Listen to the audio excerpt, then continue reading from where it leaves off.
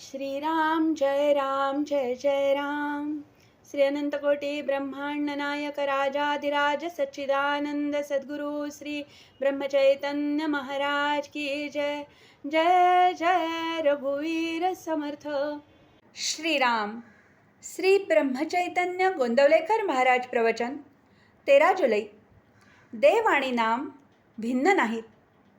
आपल्या अनुभवाला येईल तेच जरी खरे असले तरी आपण त्याप्रमाणे वागतो का?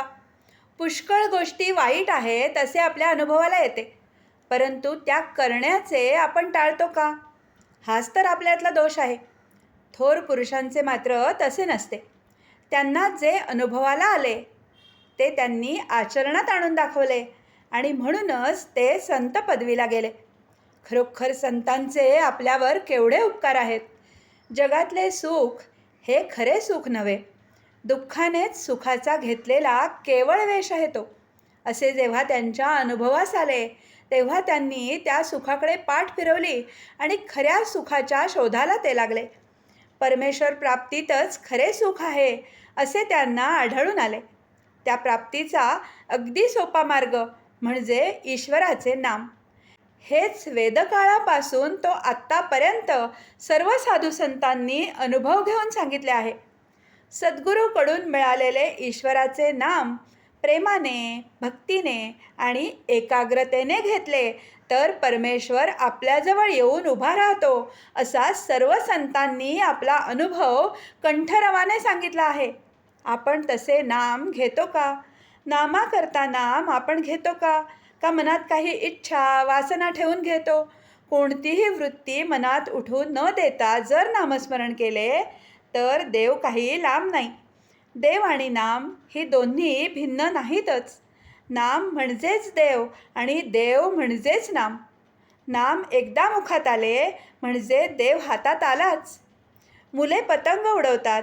एखादा पतंग आकाशात इतका उंच जातो की तो दिसेनासा होतो, तरी तो पतंग उडवणारा म्हणतो, माझ्या हातात आहे पतंग, कारण पतंगाचा दोरा त्याच्या हातात असतो. जोपर्यंत अखंड नामस्मरणाची दोरी आपल्या हातात आहे तोपर्यंत परमेश्वर आपल्या हातात आहे. ती दोरी सुटली की परमेश्वर सुटला. आपल्या नामस्मरणाला एका गोष्टीची अत्यंत जरुरी आहे. आपल्या जीवनात परमेश्वरा वाचून नडते असे जोपर्यंत आपल्याला वाटत नाही तोपर्यंत आपले नामस्मरण खरे नव्हे.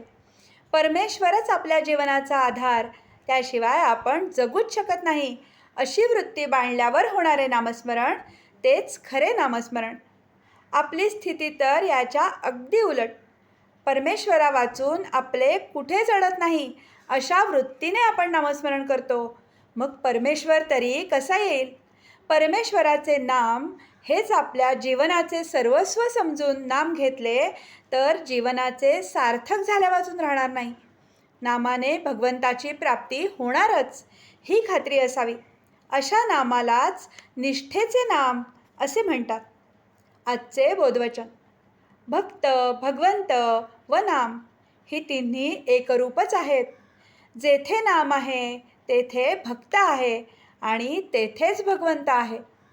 जानकी जीवन स्मरण. जय जय राम.